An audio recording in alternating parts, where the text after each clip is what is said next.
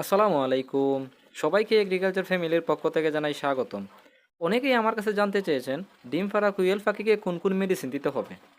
Queen পাখি যখন ডিম পাড়া শুরু করবে এবং পরবর্তীতে যাতে কন্টিনিউ ডিম পাড়তে পারে এজন্য কুইল পাখিকে কোন কোন মেডিসিন দিতে হবে এ সম্পর্কে অনেকেই আমার কাছে জানতে চেয়েছেন। আজকের এই ভিডিওতে আমি আপনাদের এটাই জানানোর চেষ্টা করব ডিম পাড়া কুইল পাখিকে আপনি কোন কোন মেডিসিন দিবেন এবং মেডিসিনগুলো কোন কোন সময় দেবেন এবং কতটুকু পরিমাণ দেবেন। আপনার পাখি যখন ৪৫ দিন বা ৫০ দিন বয়স থেকে ডিম পাড়া শুরু করবে, ৪৫ দিন বা ৫০ দিনের ভিতরে শুরুতেই আপনি কৃমির ডোজ করিয়ে ফেলবেন। অর্থাৎ কৃমি মুক্ত করার জন্য যে ডোজটি আছে সেটি আপনারা শুরুতে ৪৫ থেকে ৫০ দিনের ভিতরে করে ফেলবেন।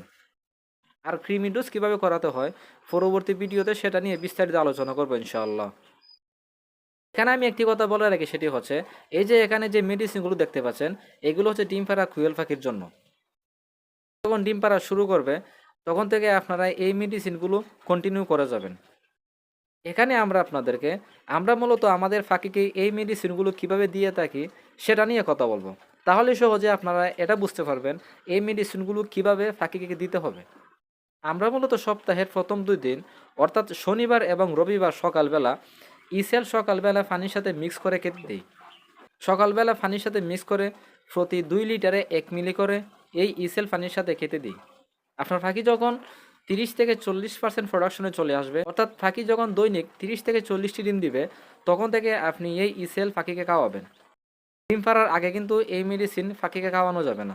ডিম পাড়া যখন শুরু করবে এবং কন্টিনিউ যখন ডিম পাড়তে থাকবে এবং দৈনিক যখন 30 থেকে 40টি ডিম দিবে, তখনই মূলত আপনারা এই ইসেল সকালবেলা পানির সাথে মিক্স করে খাওয়াবেন। এর আগে এটি খাওয়ানোর দরকার নেই।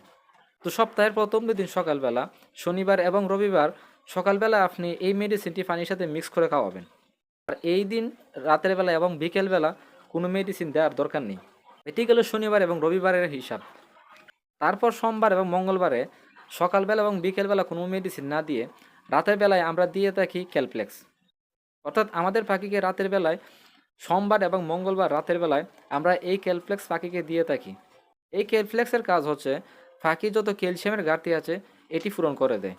এটি খাওয়ানোর মাধ্যমে ক্যালসিয়ামের যত ঘাটতি আছে সেটি পাখি পূরণ করতে পারে। তো সোমবার এবং মঙ্গলবার আপনি রাতের বেলা এই ক্যালপ্লেক্স খাওয়াবেন প্রতি 2 লিটারে 2 মিলি করে। তারপর বুধবার এবং বৃহস্পতিবার রাতের বেলা, দিনের বেলা এবং সকালবেলা না দিয়ে রাতের বেলা আপনি দিবেন জিঙ্ক। পাখিকে রাতের বেলা জিঙ্ক খেতে দিবেন। আমরা মূলত রাতের বেলায় এই জি সাফ পাখিকে রাতের বেলা দিয়ে থাকি।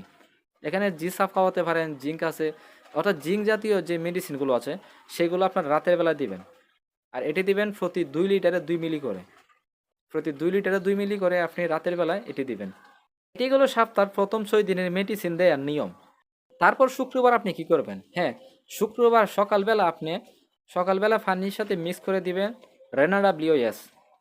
অর্থাৎ ফাঁকির বহু ভিটামিনে যে ঘাটতি আছে, মাল্টিভিটামিনে যে ঘাটতি আছে, সেই মাল্টিভিটামিনের ঘাটতি পূরণ করবে এই রেনাডাব্লিউএস।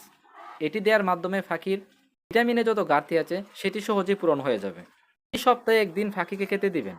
শনিবার এবং রবিবার দিবেন ইসেল, আর সোমবার এবং মঙ্গলবারে দিবেন ক্যালপ্লেক্স, আর বুধবার এবং বৃহস্পতিবার দিবেন জিঙ্ক।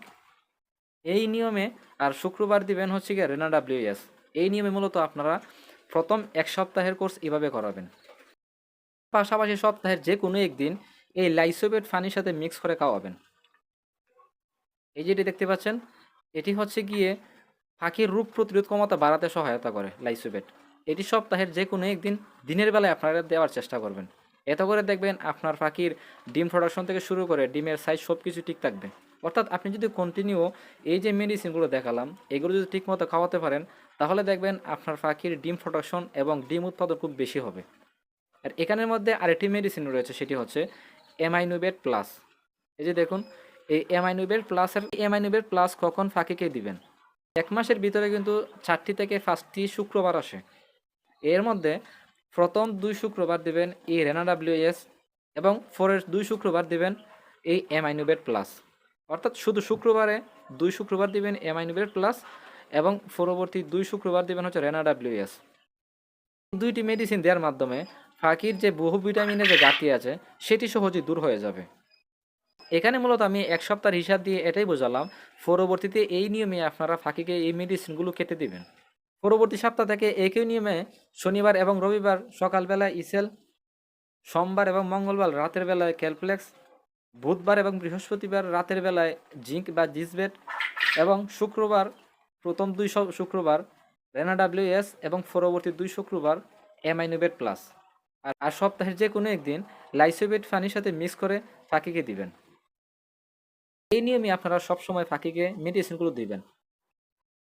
আপনি যদি এই নিয়মে পাখিকে মেডিসিনগুলো দেন, তাহলে পাখির যত ঘাটতি আছে, পাখি ডিম উৎপাদন দেওয়ার কারণে পাখির যত ঘাটতি আছে, সেই ঘাটতিগুলো সহজে পূরণ হয়ে যাবে। দীর্ঘদিন যাবৎ এই নিয়মে মূলত আমরা পাখিকে মেডিসিনগুলো দিয়ে থাকি। আশা রাখি আমাদের মতন আপনারাও উপকৃত হতে পারবেন এই নিয়মে যদি আপনারা পাখিকে মেডিসিনগুলো দেন। আশা রাখি এই ভিডিওটি দেখে আপনারা বুঝতে পেরেছেন ডিম পাড়া কুইল পাখিকে আপনারা কোন কোন মেডিসিন দেবেন এবং কোন সময় কতটুকু মেডিসিন দেবেন। বন্ধুরা, আশা রাখি এই ভিডিওটি দেখে আপনারা বুঝতে পেরেছেন কুইল পাখিকে আপনারা কোন কোন মেডিসিন দেবেন। তো আজ এ পর্যন্ত। যদি ভিডিওটি ভালো লেগে থাকে তাহলে লাইক কমেন্ট ও শেয়ার করে দেবেন। আর কুইল পাখি পালন সম্পর্কে আর কোন ধরনের ভিডিও চান কমেন্ট করে দিন।